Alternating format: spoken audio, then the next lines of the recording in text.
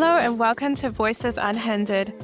I'm Crystal Jenkinson. On this show, I give a unique perspective and listening ear to voices that often go unheard. I want everyone to know that you are not alone and that your voice and story matter. This week, Erin shares how growing up experiencing racism as a half African American in a white community led her to struggle with her identity and even feelings of rejection from having an absent father. Erin shares her struggle with infertility and her experiences with the supernatural. You don't want to miss this episode. Hi, Erin. It's really nice to have you today. Thanks. Happy to be here. Yeah. Oh, cool. I wanted to start a little bit about your background. So you grew up in America and California, right? Yeah, North America, California. Grew up on the indigenous Maidu lands close to Roseville, California. You said you were mixed and like part of it was West African. I'm very mixed. We're still doing our genealogy, but I thought that my grandfather was an immigrant, but when I reached out to my mom recently to see about how I can get my Czechoslovakian citizenship, she said that my grandfather was actually born in Philadelphia. So that's interesting. Turns out my great-grandparents, or my grandfather's mom, immigrated to Czechoslovakia. So I'm a couple generations removed when I thought it was my grandfather, but, you know, learning so many things.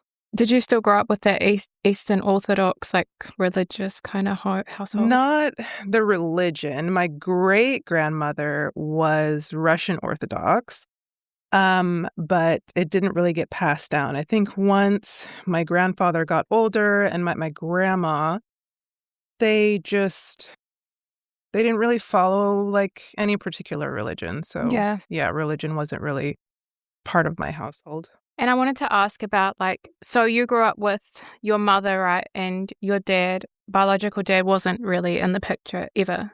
Yeah, he left, I think, when I was 3. So I don't remember anything about him, just through pictures. Yeah. What kind of culture was it at home to do with, like, the racism? Did it impact your sense of identity? Yeah. I mean, I think it still impacts my sense of identity, right? Because my dad is West African, so whereabouts exactly, do you know? Nigeria. That's really cool. I guess. I don't know anything about him or really, Nigeria. Like, strong people. Like, they have, like, those movies, like, famous movies. Yeah, there is, like, there's a lot of creatives that I really, really value, and they usually turn out to be Nigerian. And then, like, Sade, that singer, she's, like, half Nigerian, half, like... Love her. Yeah. Yeah, Ziwe, I'm thinking of. Really love her. She's Nigerian, too. But, yeah, so it's one of those things where it's, like, I'm sure a lot of my, like, tenacity and determination probably comes from, like, my ancestral lineage from West Africa. But beyond knowing what my dad looked like through pictures and stuff, I didn't really know much about him. And then my mom's side, my grandfather, his side of the family immigrated. And then my grandma was adopted. So we know that she is likely Native American from Arkansas, somewhere in that area. Cool. So we're still trying to figure it out. But yeah, difficult to kind of know the background when an adoption has happened, especially like in those days, such a long time ago. So like 1900s, 1920s, whenever that was. Do you think your mum and her family had elements of, like, racism in their conversation before they met your biological dad, or was this after? There were conversations. Yeah. So there were also some instances where my uncle, I think, got jumped by a group of Black men, and, like, my mom got bullied by Mexican girls in high school. So it's, like, a lot of these, like, racial interactions, these negative racial interactions that I think kind of set the tone. The story that I was told was when my mom met my dad and they decided that they were going to get married, both families, so my dad's parents and my mom's parents, had a really difficult conversation. They pulled out some whiskey and were like, this is going to be really difficult because neither of them supported an interracial marriage. So neither side of the family. And so... This is your biological dad, eh? This is my biological dad, yeah. So his parents came over to talk to my mom's parents, and they were just really concerned with the implications and everything. but they got married and they had me anyway. So apparently it worked out. Yeah. Obviously they got divorced and everything and he left. But it was just like, it's Were they interesting. in love though? Yeah. Wow. I mean, they got married and my mom didn't marry my sister's dad. And she actually like lied about who he was. But they did get married. They were in love. And then it just kind of fell apart because she was very young. Yeah. That makes sense. Yeah, so it's just, that wasn't that long ago, right? We're talking like she the loved 80s. Him. Yeah, she was like, she had a thing against. That's what's tricky, right? Like, he was a Black man, so he was good enough to have children with. But if you were to talk to her today, she'd have a lot of choice words for Black men in general. So I don't know if maybe that, and then my stepdad, who was also a Black man, I don't know if those repeated negative interactions with Black men led to kind of how she feels today. That makes sense. It's really hard to understand to like get into that mindset. That makes sense. And how did growing up in a very white American, is it a white American suburb or like you moved around in white American suburbs? We moved around within Sacramento. Yeah, like within a predominantly white suburb where I went to school. So it's kind of like the neighborhoods were like kind of segregated off. Like there was maybe one other Black girl at my school and everybody else was white. And that was pretty much my experience throughout, until I got to maybe middle school. Did you grow up knowing you were half Nigerian? Like what age did you kind of know? I really remember. I'll say that I admitted being Black in high school. And before that, I hadn't really identified with it. And I only let my boyfriend at the time know that I was Black in high school because my mom pulled out a picture of my dad. And he was like, oh, hey, so I didn't know you were Black. And I was like, what are you talking about? And I was terrified because I was so ashamed of like what it meant to be Black then. I didn't really know what it meant to be Black. I just knew that like being Black was something bad. So I didn't identify with it. She was just kind of drunk and she was like showing pictures to my boyfriend and she showed him a picture of my dad. And he came to me and he was like, I had no idea you're Black. And I was really scared and I was like, oh no, like he's found me out. And I was worried for all the implications of like what being Black and admitting that I was Black, like what impact that was going to have on my life. Because all the information up to that point was like, this is not a good thing, Yeah. How did you become aware of the N word being wrong? Like when you grew up in a household and around people related to you that used the subtle forms of racism? So called the N word when I was 6. I was just on the playground and I was waiting my turn to like get on the little like climbing gym. And this little girl behind me kind of pushed me out of the way. And she said, I get to go next because you're an N-word. And so obviously, like in my mind, I'm like, okay, that can't be a good thing because that means that I don't get to go, like I have to let somebody go ahead of me because of this thing. Like that's what you actually believed? I mean, I didn't know how else to take it. Like she was really mean about it. So it was a negative thing. It wasn't like a happy tone. I read a lot when I was a kid and I didn't have a lot of friends. So I overanalyzed everything. So as far as I can recall from being 6, I mean, it had a huge impact on me. I knew it wasn't a good thing, but I can't recall what I was told when I brought it up. I must have brought it up.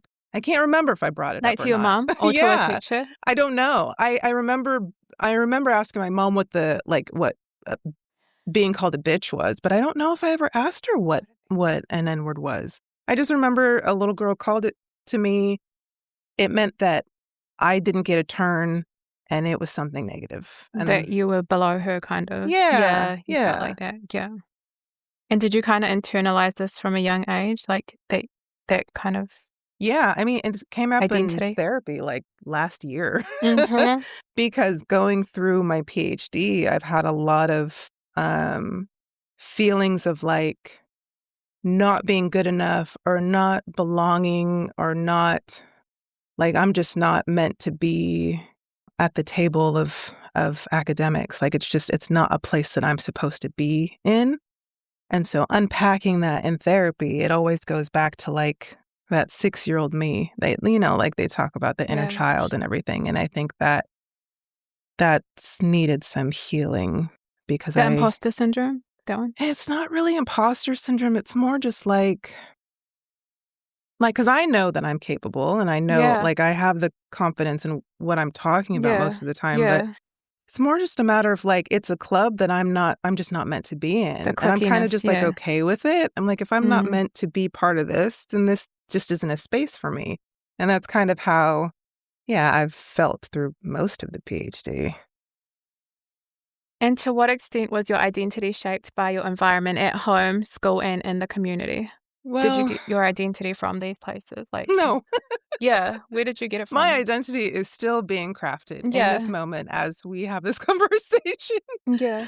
Like, I was in Girl Scouts, right? So I never really got invited to, like, do the overnights. When I'd get invited to birthday parties and stuff, I got a weird sense that, like, once people saw me and realized that, like, I was, like, a little child of color, they didn't want me around anymore, so I'd never get invited back to things. Like, anytime I got invited somewhere, it was only the one time. Were these predominantly white? Oh, yeah. These were always white spaces, which I'm kind of bummed my mom didn't put me in more, like, black spaces, because my sister did get to be in, like, non-white spaces. So she has a total different trajectory to me. Yeah, so it's that constant signaling that, like, you're different. The way that you're different is not good. And so I really hid that for a long time. Like, people didn't know my, like, nationality, my ethnicity. And so I really kept it ambiguous my whole life. And I never told people what I was. I never admitted to being Black. I'd have a lot of Black girls come up and ask me, like, what are you? Like, because I'm just, I don't, like, I could fit into so many different ethnicities.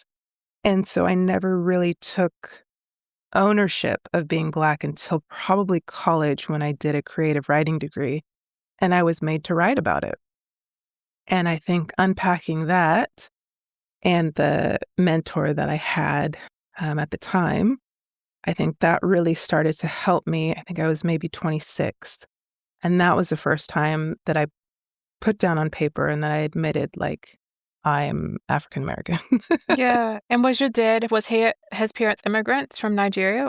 No, from what my DNA says, like, when you do ancestry DNA, it gives you a map of, like, where your DNA has traveled from. Oh, yeah. And so when you look at my DNA traveled from West Africa to the southern United States. I see. So it's African American. Yeah. If Nigerian. You understand, like, what the transatlantic slave trade was, that's probably how we ended up in America. Oh, that's so funny. Yeah. I was calling you Nigerian, but it's like, we maybe, like, a little bit African American. Like, Nigerian, American against my will, probably. Yeah. Did this make you hate yourself, or what about your biological dad? Like, did you hate him for not, like, showing you, like, who you are, or, like... He's never really played a major factor in my existence, if I'm honest with you. I've had, like, some really incredible stepfathers. So my stepfather, Randy, who passed away from cancer, absolutely amazing man. My stepfather now, also a really incredible man. So I think because my mom has, by chance, found some incredible men to be in our lives, I never really felt like I needed... I mean, and I did try to reach out. I think my mom found my half-brother. Yeah, my mom found my half-brother on Facebook, and so then I tried to reach out and find, like, my uncles and stuff from that side, especially after the DNA, like the ancestry thing. Your dad's side? Yeah, my dad's side. Mm-hmm. But nobody ever replied. So I'm like, okay, I'll just move on. Yeah, not a big concern, honestly. How often did you move as a kid, and describe your trailer mobile home experience with your grandma? My grandmother would hate me saying it was a trailer. Like, she said it was a mobile home. It was a double wide trailer. So I guess today you'd call it a modular home. But yeah, that's where she lived my entire life. And that's where I spent most of my childhood. it was between there and then just me and my mom living in apartments together. Into the supernatural or the spiritual, how did you become aware or interested in the spiritual world as a child? Oh, probably movies. I watched a lot of horror movies at too much of a young age, but I loved them. I loved horror. I loved ghosts. Yeah, so I think I was just always aware of it. My mom was always really open with her paranormal experiences, I guess. Really? So. Did she do like any like witchcraft? No, she's not like witchy. Like she would say she's a woman of God. Oh. But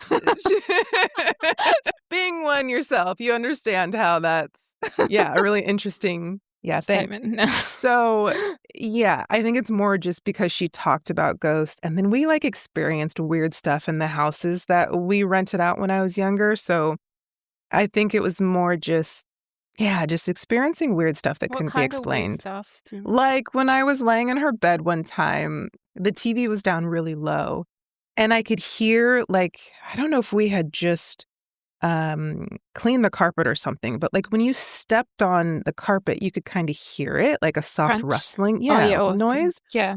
And so I was laying in bed and I could hear it. I could hear like the soft rustling of somebody stepping in the carpet. And when I looked onto the side of the bed, I could see feet prints in the carpet. Oh, really? Are you serious? Yeah. Like nothing was there, but no, nothing was there. But the feet prints were in the carpet. And what did the feet look like? Like a tennis shoe, like a foot. Like somebody had just pressed down a tennis shoe into the carpet. Yeah. You sure they weren't there before? Like imprints from the carpet cleaning? Yeah, we never wore shoes in the house, so. That's creepy. Yeah, a couple of different things happened in that house that were just really weird. So it was like that house or different houses? That same house. And then other things in like different apartments and stuff like that. So it's just like noises and like noises, like things being knocked off counters, like and no one being there. And no one being there. I came home from school one time and there was fishing wire like wrapped around the entire house, like all around the table legs and the chairs and everything. And I came home from school and I saw that. I was like, oh my goodness, like what has the cat been up to? But then like the cat comes traipsing in from outside. So like it wasn't the cat. So just that kind of stuff. It just makes you go like, No one at home knew. Obviously. No, because it was just me and my mom, and she works all day. And she wasn't there. And we don't have like a cat door or anything, so there was no way for it to get in and out of it. Yeah, that's really out of it, eh? Yeah. So it's just things like that, and it just makes you kind of say, okay, well, maybe something else is going on. That were you comfortable seeing and hearing those things, or were you like, oh my gosh, something's wrong? Did it put fear in you, or were you just like, that's my life? Or, I don't know. That's kinda. I mean, I don't know. Probably because of all the shows that I've watched. Yeah. I'm like, this is just something that happens. It's very like normalized to me from a young age, I guess. So, yeah. What about? Do you mind me asking about your knowledge and your experience with your guardian angel or spirit? How did you come to know about it? I don't know that I know it. I just feel like there's been a lot of instances in my life where I put myself in incredibly dangerous positions and it should have ended up differently. But something intervened and I didn't end up getting murdered. Like those, like really, really dangerous situations that I put myself in, and then just a lot of challenges in life. And I had my first real boyfriend passed away when we were in our 20s. And so I think the trauma from that kind of, I don't know, it was one of those things where it's like my whole life I said, things happen for a reason. And that was the first time where something happened where I said, I don't see any reason for why this possibly needed to happen. Like why a 23-year-old needed to get, cut down so early. But then I met my husband, right? And I had my daughter, and I told my husband, I said, if my boyfriend hadn't died, I would never have met you. And it was just one of those times where like we just kind of thanked my boyfriend for his sacrifice, because that's kind of what it felt like. Wait, how did you meet your now? Through friends. My best friend. Yeah. he introduced us. And so that's how we met. So why do you say like you wouldn't have met him? Because I was so in love with my first boyfriend. Yeah. We met when I was 16, and we had been on and off again until he died. So it's one of those things. How did he die? Do you mind me asking? So there was a overdose of liquid morphine. Oh, sorry. So somebody brought liquid morphine to a party that was at his house. And we're not sure how he ended up drinking it, but it was too much. I think he drank probably an entire shot of it. And then I think that just makes your body shut down. And so that's kind of what happened.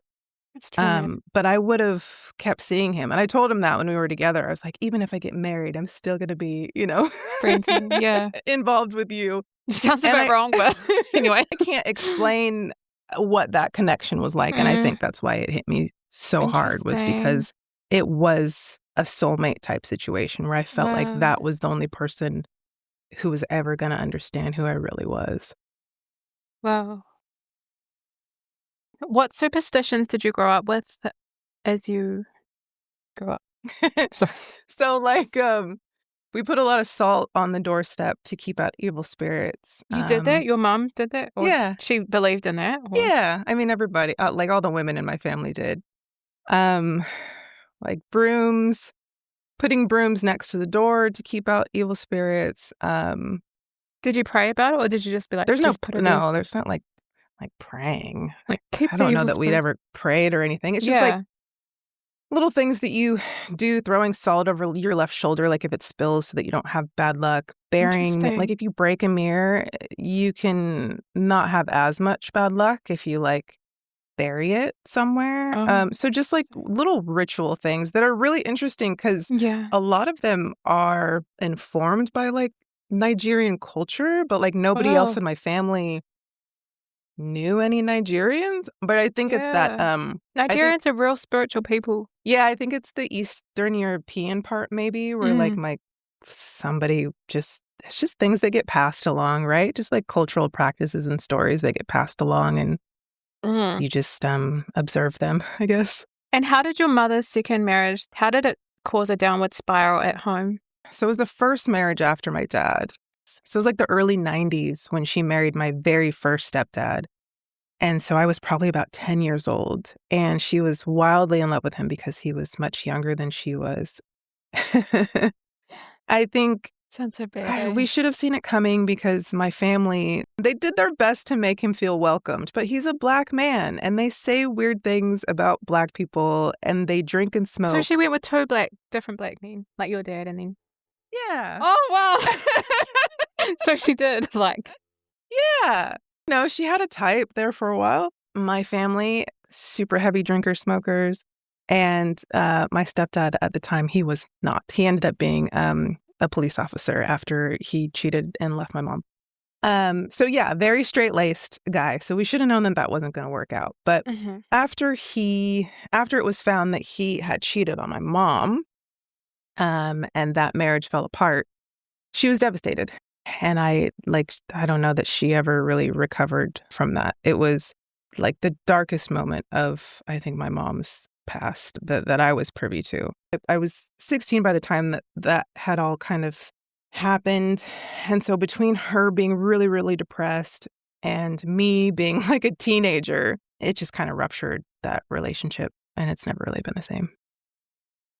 You mentioned your mom had 5 brothers, is it? 5 uncles? I had 5 uncles and 4. I had 4 uncles. Oh, yeah. And how did they play a male role model in your life? And what was it like being like half Black and then having to hear their anti-Black rhetoric? I don't know that I ever heard it from my uncles. It mostly came from the women. Oh, wow. It mostly came from like my grandma and my mom a lot. Maybe a little bit my aunt, but I don't know. My aunt's been pretty chill most of my life. One of my uncles, I heard it from his kid when we got older. So that just kind of confirms that, like, kind of how he was. But again, negative interactions when he was a teen. So that probably led to that. But as far as like hearing it directly from them, I don't really remember hearing it. But they probably had a really inappropriate role in raising me. They're also different, right? But the uncle that I was closest to, my Uncle Mike, and he ended up taking his own life. Sorry. In my early 20s. But we were the closest. I think he just had a really flamboyant sense of humor that I just vibed with. And so he was just always there. You know, he would just always have conversations with me. My other uncle was always like the serious one, like I don't know, the one who would tell me when I'm messing up. Like I had a boyfriend one time, and the first time he met him, he slipped him $20 and he said, there's more where this came from if you walk away right now. Because he knew, and that was a really terrible relationship. So I should have just gone with what he was trying to do. You know, he was like, they were all kind of the dad. Sweet. Yeah, played the dad role in some way. So even if they personally maybe didn't have any Black friends or felt negative towards Black people in some way, I never felt it. I never felt that coming from them, like in my direction. So yeah. Did you want to describe that time where you saw your grandfather and he used the N-word in front of you? And yeah, I think that was the only time any of the males in my family I had actually heard like any kind of isms come out of their mouths. I think it was Thanksgiving or something, and we were watching football, as you do as an American football. And yeah, he was just like, I think I was coming down the hallway, so he didn't see me.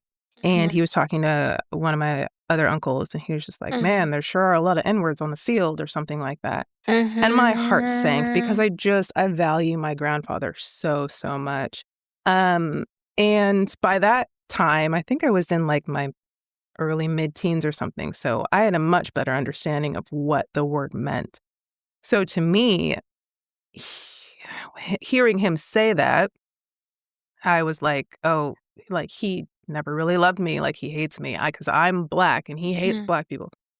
And so I brought that up, I think, to my sister or my mom or something, and I was like, can you believe what Poppy just said? And it got back to him, and then he just like broke down. And my serious uncle, he was like, you need to go have a conversation with Poppy because he's really upset. And I was like, I'm the one who should be upset, you know, because I was all indignant and I was a teen, and I was like, how dare he?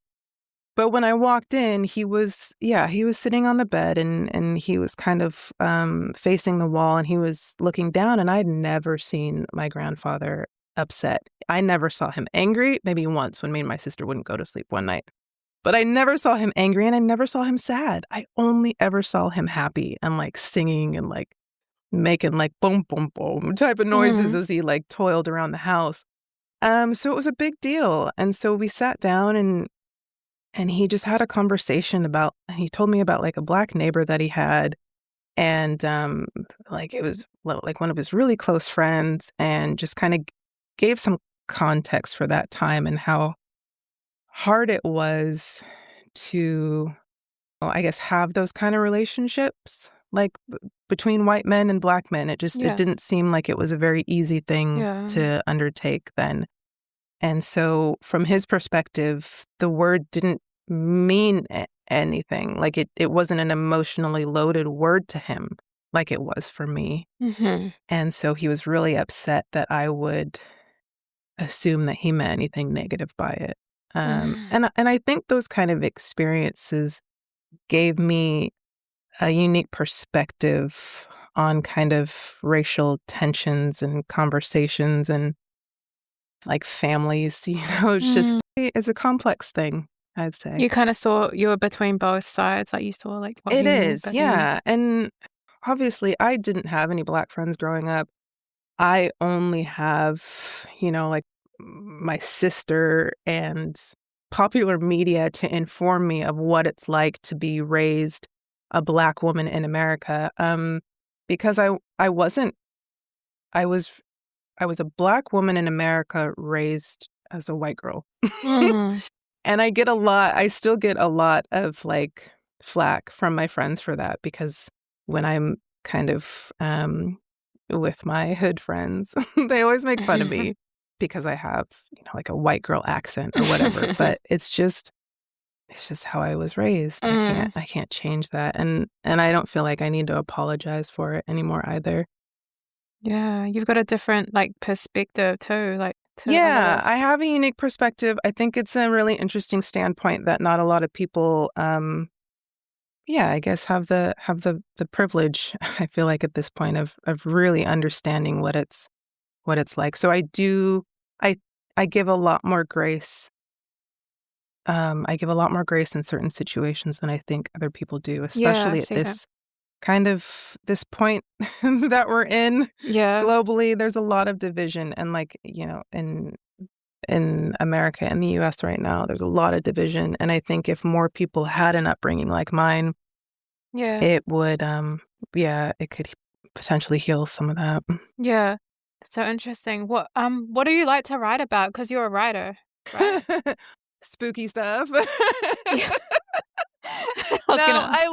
I write about my upbringing sometimes. I do just reflexive poetry. But yeah, a lot of I just have spooky, weird stories that come up, and I'll jot them down, and I'll kind of outline a plot for them, and then I'll forget about it and move on to something else. Wow.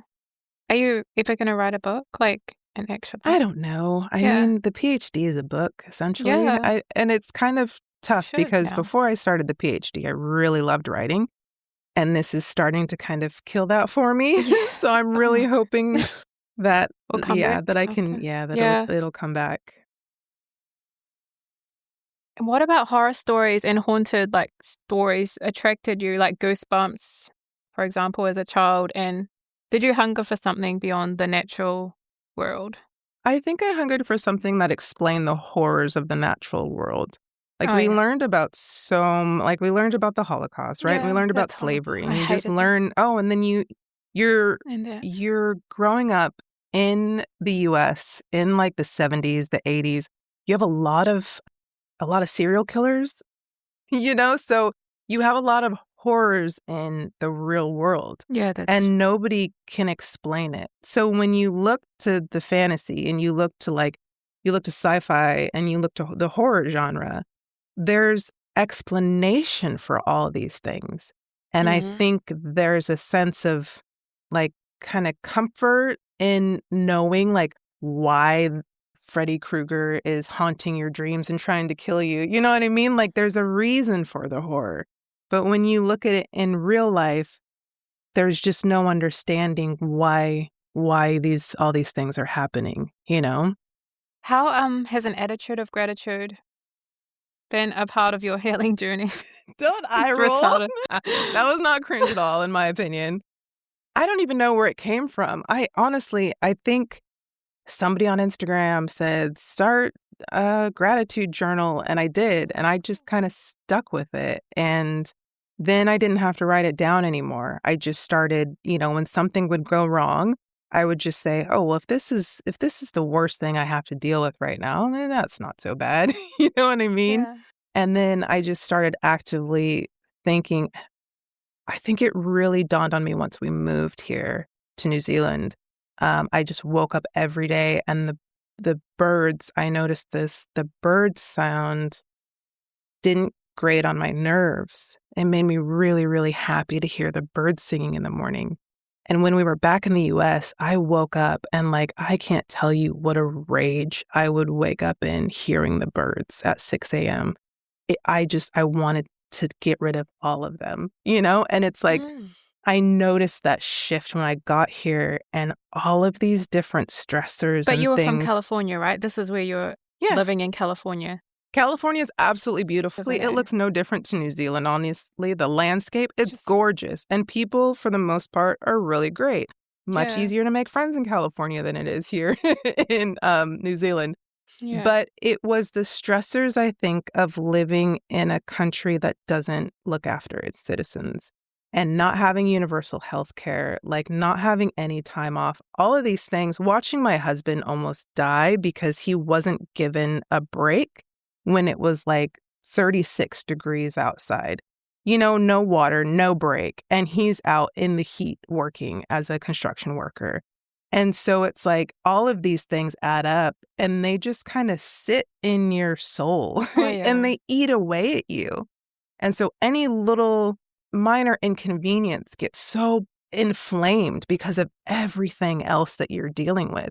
So when we moved over here and we sold our house and, we left everything behind, it was just me, him, and our daughter. She was 2 at the time. And we were just here. And the birds were lovely and the clouds look so different and the air is clean. I was just thinking of how some places have a different spiritual atmosphere. I was thinking some places are like real heavy because when I went to India, it was like real heavy and I felt like real depressed. But then when you come here, it's like lighter, the atmosphere. It's definitely lighter. And it's not that the atmosphere was heavy in California. I feel like if we were living, I don't know, in like Tennessee or something, the air would be heavy. But I think it was just the stress of it. And honestly, it was COVID. Okay, let's be real. This was 2020. So this was like lockdowns. This was we just had our first child during lockdowns. Things were a mess. So that's probably more of what it was. And then we looked at the response in New Zealand, and that was another big thing that why did you want to come here? Yeah, the response. The watching. Oh, you wanted to? Yeah. Watching a country be able to lock up, close its borders. Well, a lot of people here did not feel that way. Absolutely. We felt like we were living in a prison. And that's why I'm really careful, not to bring that up because I understand. It was such a painful thing for a lot of people that I talked to. We did not like the leadership at the time. We felt it was very unfair and wrong. And so where I was at, I just had a new baby. I didn't even let my family come over to hold my daughter. Everyone who came over to see her, they had to see her through the window, right? Yeah. So I'm this super anxious, ball of nerves new mom. And the lockdown started lifting. So we started going outside just to be able to get groceries or gas or whatever and come home. And I was outside wearing a mask and I had these dudes in this huge monster truck screaming at me out their window because I was wearing a mask. Because that's how angry people were. I went to the grocery store and I couldn't even shop at the grocery store anymore because I was worried about an active shooter situation. Because you had people who were so angry that they were being told to wear a mask in the store that they were brandishing weapons. So it's when you're in that kind of situation, and then I'm tuning in every afternoon at 2 o'clock. You were just seeing what's going on here from the news. I'm watching Jacinda every afternoon, telling her people what's going on and going through the traffic light system.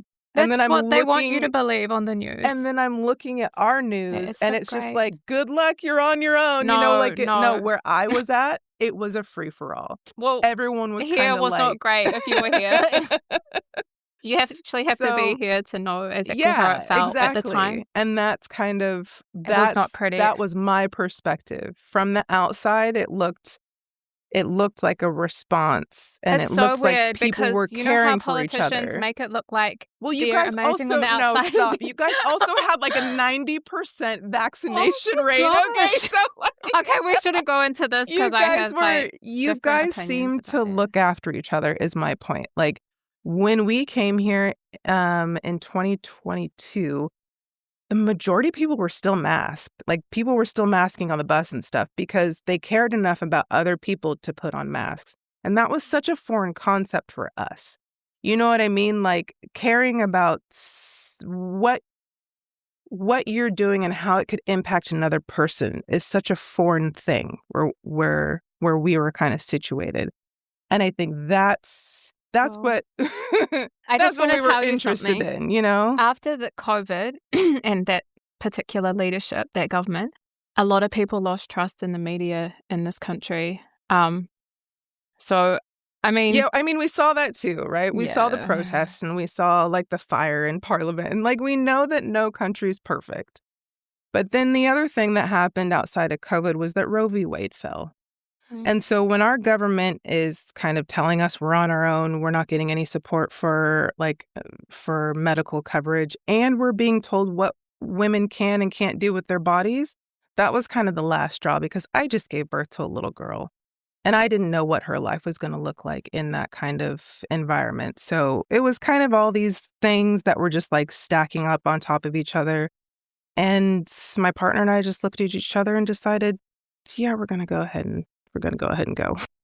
And we did. Mm-hmm. And we left before midterms, and that was the smartest thing we ever did, and we've been here ever since. So many people have left as well, New Zealand, after that. They wanted to go to Australia. Oh, yeah. A lot of New Zealanders have left, but then everybody else is coming in. Exactly. Yeah. Because Which is going to cause its own tensions, that's what right? it looks like from outside.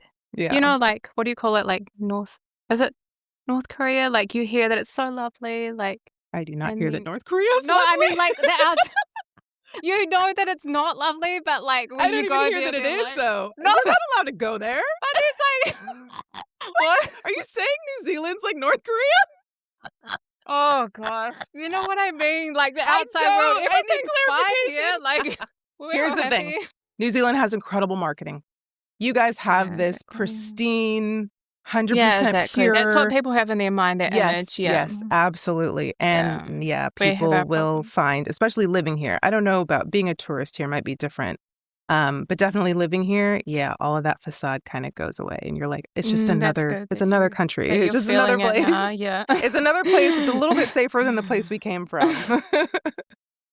Just going back to the topic, how do you believe that the absence of your biological father left you like vulnerable and seeking connection with other men, especially in high risk relationships? Oh gosh, I don't know. I'm not a therapist, but there's like the daddy issue trope, right? So if you don't have a dad, you're going to start seeking for validation from other older men, and I can only assume that that's what played a role. You know, being sexually active way too young, and putting up with more than I should have.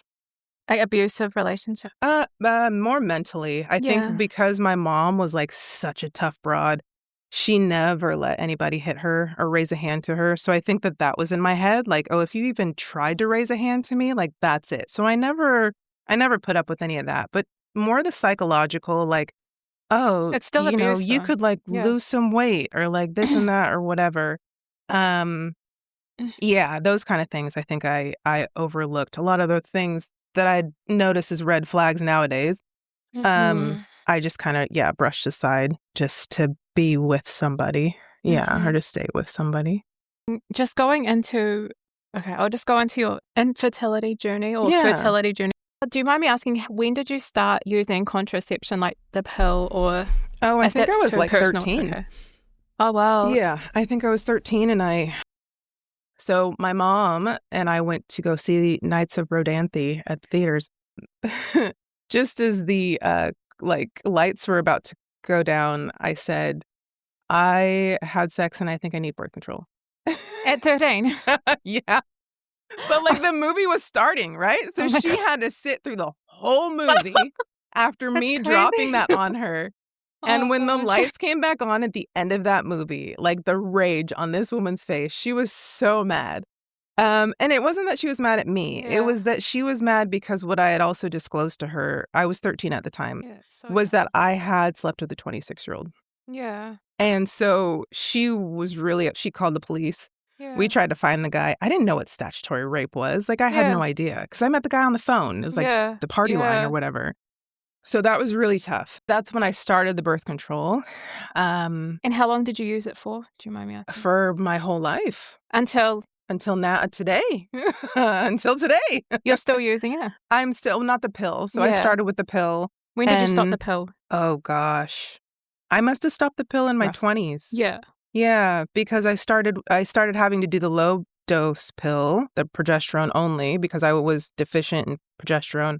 But also because the hormones were making me real loopy. And so I changed. What do you mean loopy? I've always been really good about being kind of in tune with myself. And when I notice like different thoughts or like different feelings that aren't inherently me, it kind of draws my attention to it. And so I'm like, oh, I had a weird thought. That's not something I would normally think. Or, I'm overreacting what to kind this. of weird thought do you mean? Just like overreactions to things. Like little things would make me like really overreact and be like really over emotional. I'm really emotional, but really sad. Like I'm like an emo emotional. Yeah. So when I would get angry, even today, like if I know that my hormones are off because I'll start to like really get angry.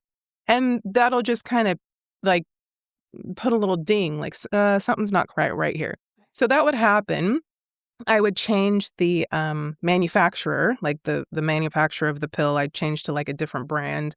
And I did that throughout my 20s. Somebody told me about the low dose progesterone only. And so that was good for a while. But then again, it's just constantly having to remember to take it. And so once I got pregnant, after I gave birth, I just did the IUD. Do you mind me going into your struggle with fertility a bit more? So when were you trying to conceive, and how did you come to realize that you were struggling to conceive? Oh, I was real mad. I was real mad with my doctor because she advised me after we had been trying to conceive for about a year.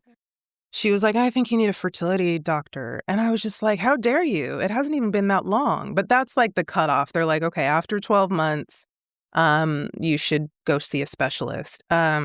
But I'm so glad that I did. Were you on the pill still when you were trying to get pregnant? It just makes sense.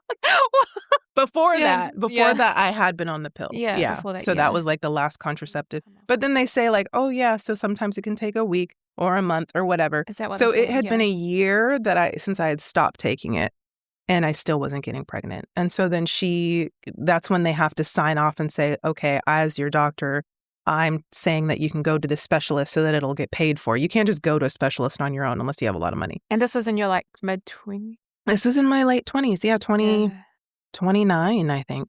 Yeah. 29 or 30. Yeah. And did they tell you like why they thought you were struggling to conceive? Like, was it you or your partner or both? Or well, she passed us along, and then we did a bunch of tests. We went in there, we did a bunch of paperwork, we did a bunch of blood tests. Yeah. He, had to do a bunch of tests. Yeah. I did a bunch of tests. And they said it was unexplained infertility.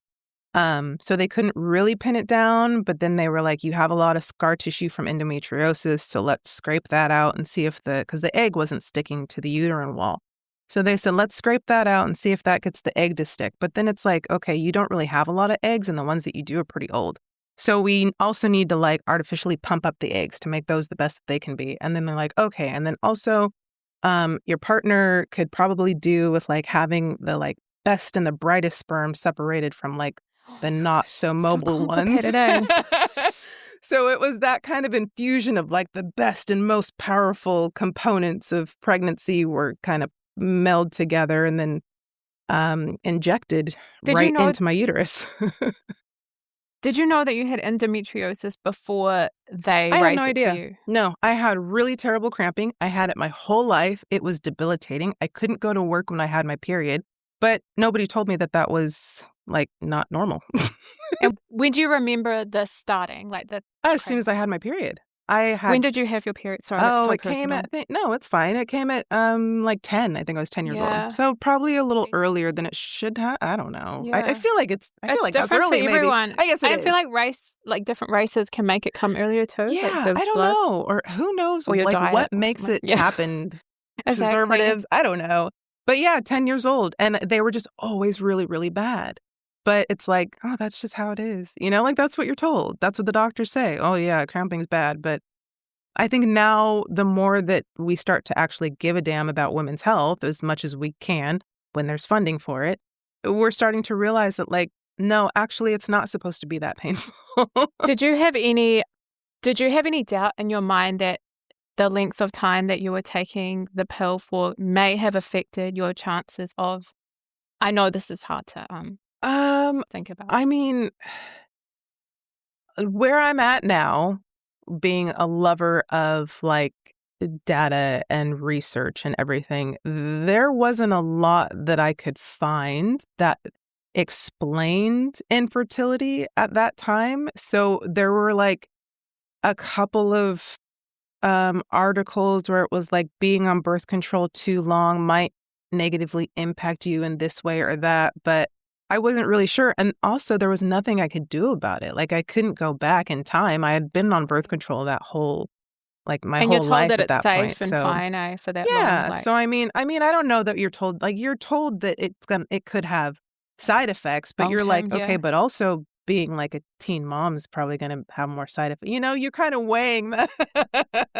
You're like, I really want to have sex, but I really don't want to get cancer, but I really, you know, so it's like, I don't know. You just have to weigh those options individually. Like we all just weigh those options, right? Yeah, exactly. And I never plan on having a kid. Yeah. So when you tell me that there's a chance, like if you were to tell me, I don't know that anyone did, but if you were to have told like 13, 19-year-old me taking this pill might, make it difficult for you to get pregnant later, I'd be like, okay, sign me up, because I had no intention. You were 13 when you started it. You had no idea about what you were actually getting. But even as I continued it on into my 19 and 20, like I still had no, I didn't see myself ever having kids. So I didn't really care what it was doing to my body, like as far as fertility goes. The fertility doctor, what did they recommend that you change, or you and your partner change in your lifestyle? They didn't really tell us to change anything about our lifestyles. I mean, we're both pretty active. We both played a lot of sports growing up, so we're both fit-ish. Yeah. And we eat fairly well. Yeah. So it was more just, I have a vitamin D deficiency, I have a progesterone deficiency, so I had to take hormones to correct those. Did they tell you what caused that No, progesterone deficiency, like the root cause? No. Or they just like replace it with hormones because that's what? Yeah, because it's like you need, so it's really. They're a fertility doctor. They should know. It's really, I never asked. I just wanted to get pregnant. But there's so many complex things that have to happen for you to get pregnant, which I didn't even realize. But you have to have a very specific level of each kind of hormone before, like, the creation can occur. And so with my body being deficient, like it wasn't happening. And so once they increased the progesterone that I was lacking, then we got pregnant. So it's just, and it was really trial and error. They were like, okay, we've introduced this. You're still not getting pregnant. So let's add this to that. Okay, it's still not working. Let's add this to that and to that. And eventually they just hit the right concoction of pills and drugs and injections and everything, and it worked. And it was expensive, right? It would have been expensive, but because I worked for the state, I worked for the government, and so at that time, I think they pay 70% now or 90%, but at the time they were paying 50% of fertility costs. So. Do you mind me asking you to share your experience with the undisclosed pregnancy? Yeah, so because I was actively trying to get pregnant, I was monitoring my cycle. And so when I missed my period, I immediately started testing. So when you're testing at 5 weeks, you can sometimes get like a false positive. And so I kind of thought that's what it was, because it was a very light response on the pregnancy test. And then the line started to get darker. And so I went in and they did blood tests. And then I actually had pregnancy hormone in my system.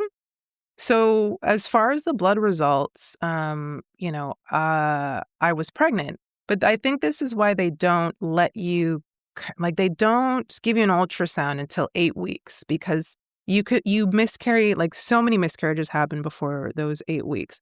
And so they don't kind of want to get your hopes up. But like my hopes were up. And 6 weeks turned into 8 weeks, and then 8 weeks. Did you feel like something was in you? No, not at all. I mean, I just saw the levels. Yeah. So the levels were going up.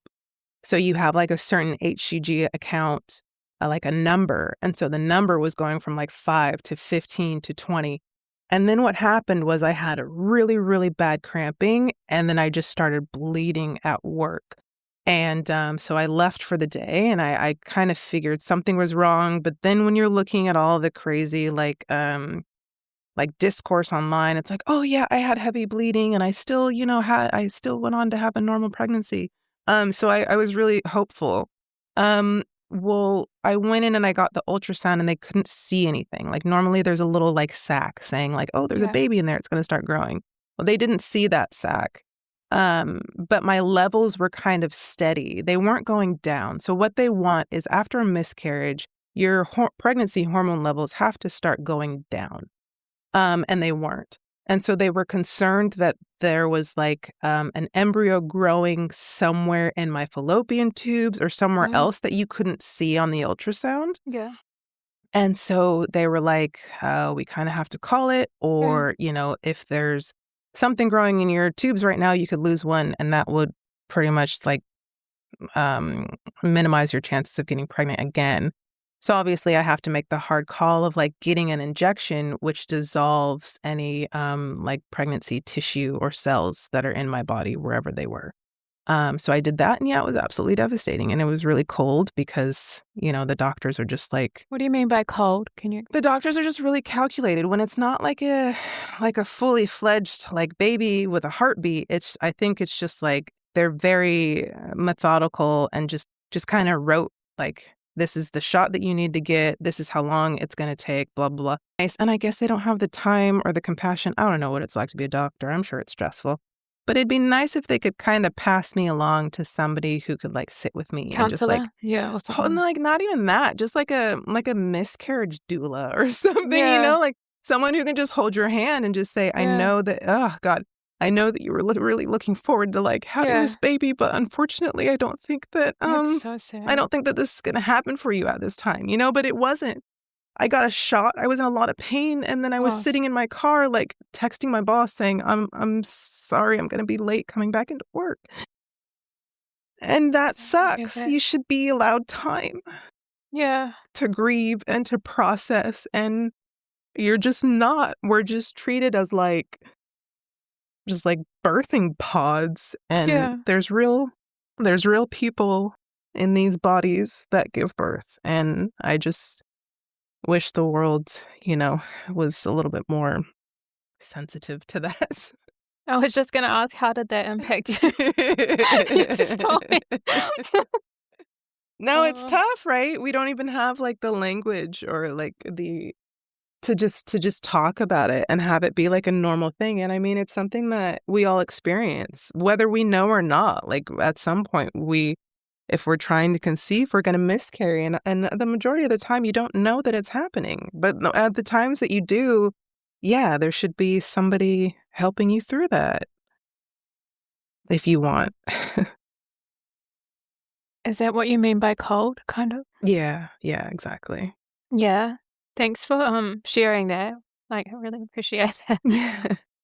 As a child, I just want to speak about, you were quite intuitive. Were you, you mentioned that one of your, I think it was your mom's sister's husband, your uncle, gave you like inappropriate tickling. Was this around like other family members No, it's like, I think for a lot of families, and I feel like I've run into it a couple times here in New Zealand where like you have a pervy uncle and that everyone just kind of says, oh yeah, that's just how he is. Just make sure that like the kids aren't alone with him. Like, have you heard that? I don't know what because that's come up a couple of times in my interactions with people here. But yeah, growing up, it's like if it was known. You mean a pedo, it's not just a perv, it's a pedophile, right? Like if you're touching little kids and doing things. 1,000%. I'm just careful to kind of name anyone or anything with that label for legal purposes. But, I don't even know the guy. Sorry. I just mean like if you're touching little kids. But absolutely. But like, and that's the thing. But over there, like if it was known, my family would never, like you would be shunned. Yeah. You wouldn't be allowed in the family if it was known that you were doing these things. It was a very clear and severe cutoff. So no, I don't think that anybody knew about it. But also when I brought it up later, there was kind of like a brushing it under the rug, like, oh, well, he's not going to be part of the family anymore because they're so-and-so are getting divorced. So like, it's not a big deal. Did they get divorced? Yeah, they got divorced, but it didn't lessen the impact. No, I mean, like, it changes the way you speak about. Yeah, no. Like, it's just not of me. Like, there's other people that are involved who have been impacted by his behavior. I see. And so none of that was lessened by my family just saying like, oh, okay, like he's not a part of this family anymore. Yes, but he's still in contact with, people who he's impacting. So I think for me, I got out of that really lucky because, he was just some uncle that I saw every once in a while, and then he wasn't around anymore. But I think, again, that's one of those situations where it's like, I couldn't tell you why it wasn't appropriate, but I just knew, and I never went to his house again. And my mom, when I told her, and my mom, obviously, like, she's very much like, what did he do? You know, I didn't tell her that, but I just told her I don't really want to go over to his house anymore. And she asked no questions. She was like, then you don't have to. That's good then. You know, so It's yeah. good she listened to you then. She was very protective. She was a very, very protective, very she's a very intimidating woman. She's like 6 foot, and she's like, you're like quite she's very tough. So like, yeah. Oh wow. Yeah. Interesting. Yeah, very protective mom. And very vocal about how she feels, obviously, about anything and everything. So I remember my dad tickling me when I was little, but I hated it. Like, I'd laugh naturally, but like, it's so weird. I just thought about it when you told me that, and then I was like, I told my grandma that I didn't like it because it looked like I liked it because I was laughing, but I didn't. And it's when you're a kid, you're just like, and you just like, you don't really say like what you're feeling because you're like bigger than you. You don't feel like you can either. Yeah. Stand up because you're like, well, what do I know about any of this? I'm just a child. But you know, if you listen to whatever that voice is inside you know. And like, I didn't feel it was not that he's done anything wrong to me. It was just more the action. What it is you didn't like it. Even like when we're forced to hug every single person, you know, in our family, like, if you don't feel like you want to hug somebody because maybe they hug you a little bit too tight or maybe they get a little bit too close, nobody should be telling you that, like, to ignore those feelings. They should say, okay, sorry, Uncle so-and-so, she doesn't really feel like hugging right now. That's all you got to do to protect these damn kids. You don't have to make a big deal and say, oh, stop being soft. Oh, stop being, you know, overly emotional. Like, your kid is saying something makes them uncomfortable. Listen to them. Exactly. Yeah, I agree. And then she just told him, like, she doesn't like it, stop. And then he, like, laughed and he's like, yeah. But, like, to him, like, I don't even think he realized that it was, like, disturbing me. Like, as long as he stops. You know, that's it. We don't even have to have a conversation. It's just she said this, you're stopping that. Let's move on. It doesn't have to be a big deal unless you make it a big deal, and then that's something people should be looking into. I guess I felt scared to tell him, you know, like, I didn't want to tell him. Well, kids aren't given a voice. Kids are told, you know, you're not here to have opinions or to be listened to. Like, you just exist. And I don't feel that way about the way that I'm raising my kid. It's coming back to kind of bite me in the ass, but she's very opinionated and she knows that she has a say in what she does or doesn't do. Yeah, it's good that you know that she'd tell you if something was wrong, like with a... Yeah, and that she's not in trouble, you know, because sometimes you feel like, oh, well, what did I do to make this thing happen to me, you know? And it's like, no, you're a child. This was done to you, not, you know, because of something you did. Yeah. Yeah. I guess it was just kind of... IUD, yeah. But I don't know if you want to talk about, like, getting that or... Yeah, IUDs suck and they're painful as shit, so... Yeah. Get a localized anesthetic if you're going to go get an IUD put in. It's great. I mean, I set it and forget it. Yeah. But also, you have a risk of getting an infection because once it like rips through the inside of your system, it's open to like bacteria. So look out for infections, get a local anesthetic, and you'll be right as rain. Yeah. Thanks. Yeah, being a woman. I'm glad you shared your opinion. I think I'll end this interview here now. Is that okay? Absolutely. Cool. Thank you. Nice to have thank you. Erin.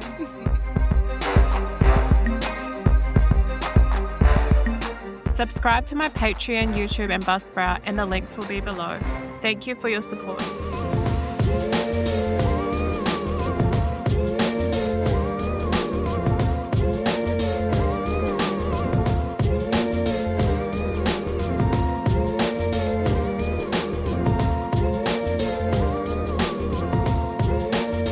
Thank you for listening to Voices Unhindered. It's great hearing from my listeners. Reach out with questions and comments through Insta or Facebook. Just search for Voices Unhindered. I'm interested to know what other topics and voices you'd like me to bring on the show. Subscribe to Voices Unhindered on Spotify or Apple Podcasts to never miss an episode.